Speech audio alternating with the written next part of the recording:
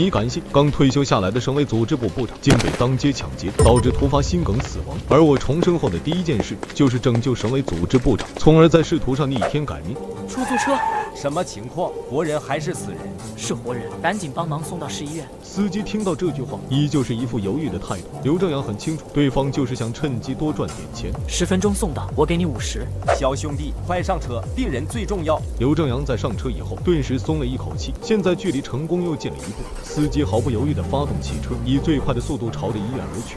3公里50块，这可是打着灯笼都找不到的好事，尤其是在夜晚没有多少车的情况下，不到10分钟就来到了医院门口。小兄弟，到了。如果对方不给50块钱的话，那就别想从车上下去了。小兄弟，快下车吧，别耽误了抢救时间。刘正阳从车上面下来以后，立刻抱着黄建业进入到了急诊部门。来人，快来人！急诊部门的护士听到这声呼唤，都是习惯性的推着病床出来了。刘正阳立刻把黄建业放了上去。病人什么情况？应该是突发心脏病。你是病人家属吗？不是，我在回家的路上碰巧看见的这个老人。护士听到这句话，脸色立刻变了。你不是病人家属，出了问题你能负责吗？我在民政局工作，你们尽快抢救，出了问题我来承担。刘先生，病人现在应该进抢救室，还希望你能够全程陪同。在病人家属没有过来之前，你千万不要离开，要不然我们可能会找到你的单位去。我就在抢救室门口坐着休息。黄建业从突发心脏病到现在，应该还不到半个小时。如果这都不能抢救过来，自己也就只能另等机会了。不一会儿，几个白大褂从手术室里面走了出来。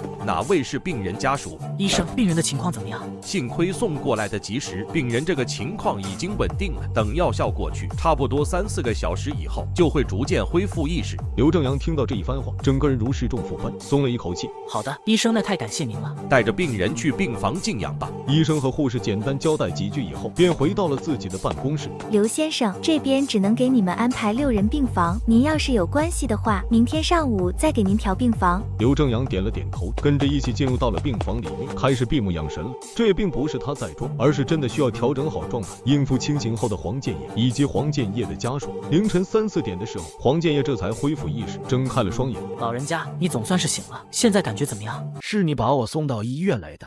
我发现你倒在路上，和我因为心梗去世的爷爷症状非常像，就把你送到医院了。他的话音落下，眼神中便露出了一抹回忆之色。如果当时爷爷不是住在农村，而是住在县城，估计都还有抢救的机会。可惜当时农村的交通也不方便。小伙子，谢谢你了。这么多年以来，这是自己头一次距离死亡这么近。还有那几个小年轻，自己必须要让他们接受到法律的制裁。老人家，您看要不要我帮忙联系一下您的家人？小兄弟，把你手机借我一下，我自己和他们联系吧。刘正阳立刻拿出老旧的手机递了过去。黄建业从政多年，也能看得出来刘正阳的条件并不怎么好，所以接过手机以后，立刻就拨通了自己女儿的电话。我现在在市医院。他的话音落下以后，目光赫然看向了刘正阳。我们这是几号病房？3楼302号病房。黄建业在传达这个消息以后，就直接挂掉了电话，什么都没有和女儿多说。小兄弟，谢谢你了，还不知道你叫什么名字？老人家，我叫刘正阳，您叫我小刘就行。小刘，我没看错的话，你应该在单位工作吧？您看得真准，我在市民政局工作。黄建业听到这句话，又忍不住继续和刘正阳闲聊了起来。对于自己的这个救命恩人，他还是非常有好感的。小刘，你为什么敢救我？难道不怕麻烦吗？老人家，我没法眼睁睁地看着一条生命在自己面前离开，我相信任何一个人都会像我这么做。你是什么学历？本科，毕业于江南大学政法系。没想到你还是江南大学的毕业生，在民政局工作倒是可惜了。毕竟90年代的大学生还算是比较少见了。双方经过一番简单的了解以后，黄建业心中确定刘正阳不清楚自己的身份。你说你爷爷也是突发心脏病离开，觉得老头子我怎么样？要不要做我的干孙子？刘正阳听到这番话，心中颇为惊喜，但是脸上却表现出一抹疑惑之色。老人家，这恐怕不太合适。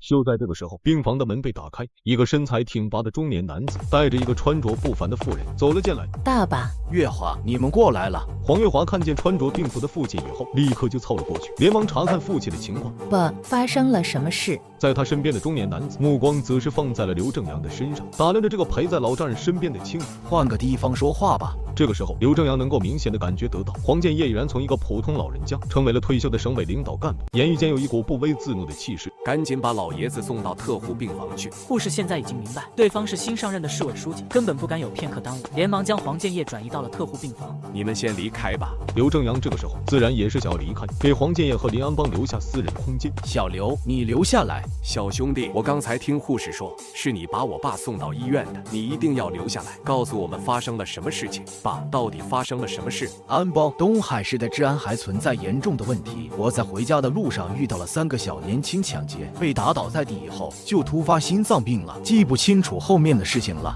林安邦和黄月华听到这一句话以后，立刻皱起了眉头，完全没想到事情居然这么严重。我在回家的路上发现倒在地上的老人家，就立刻把他送到了医院。在黄建业和林安邦的这个级别的大人物面前，越是强调自己救人发过程多难，就越让人起疑心。小兄弟，真的是太谢谢你了。你看现在的时间也不早了，要不先去隔壁病房休息一会儿。对方既然是自己父亲的救命恩人，那么自然是不能轻易让对方离开，要提前商量出一个感谢的办法，要不然这小子得知父亲的身份以后，搞不好会拿这件事做文章，找自己的丈夫或者是大哥黄振华办事。小刘，辛苦了一晚上，去休息一下吧，认真考虑一下我刚才和你说的事情。现在看向刘正阳，那心中是越来越满意，也越来越喜欢这个小伙子了。那我先离开了。刘正阳从病房离开以后，便进入到了隔壁病房躺着休息，脑海中在不断复盘刚才发生的事情，同时为以后的事情做准备。次日上午的时候，整个特护病房前面，不少得到消息的市领导立刻带着东西过来看望黄建业。他们在了解事情的大概以后，心中不由得有些庆幸，幸亏老爷子昨天晚上没出现意外，要不然整个东海市领导班子都得跟着遭殃。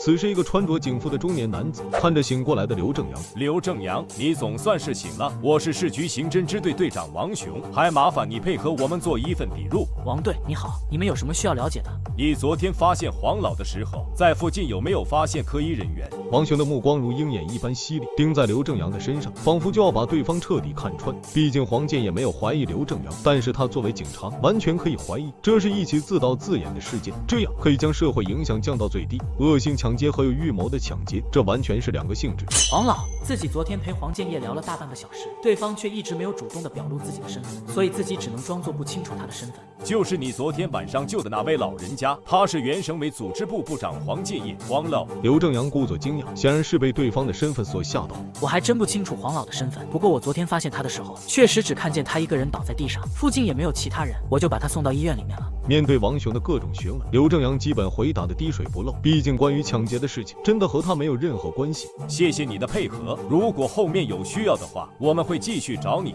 在他身后跟着的青年警员已经把刚才的对话全部都记录了下来。紧接着刘正阳亲自把王雄送出了病房。另一边，民政局局长吕大勇在听说到这件事情以后，也是第一时间带着水果来到了医院里面，想要慰问黄老，同时也希望自己的儿子能够在新上任的市委书记面前露个面。然而吕恒看见刘正阳从特护病房里面走出，眼神中不由得露出了一抹惊讶之色。你怎么在这里？我明白了，你是知道黄老受伤的消息，特意过来跑关系的吧？这是王队，您先去忙吧，争取早一点抓到那3个劫匪。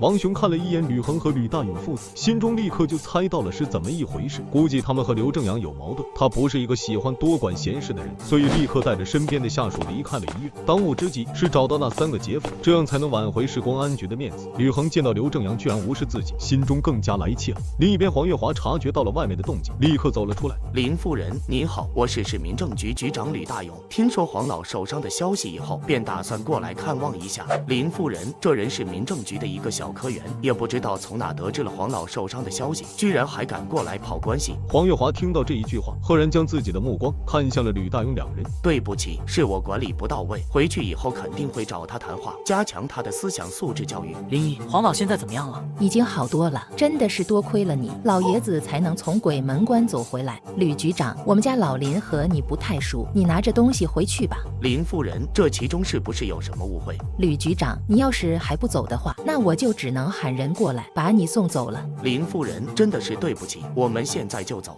他是真的没有想到，居然会是这个小子在昨天晚上救了黄老。林姨，真不好意思，给您惹麻烦了。如果是在正常的情况下，市局局长过来拜访黄老，他们多多少少还是愿意给点面子。小刘，你说笑了，你救了我爸，是我们家的恩人，我们感谢你都还来不及。他现在也看出来了，刘正阳得罪了民政局局长，未来如果还继续留在民政局工作的话，肯定会有很多麻烦。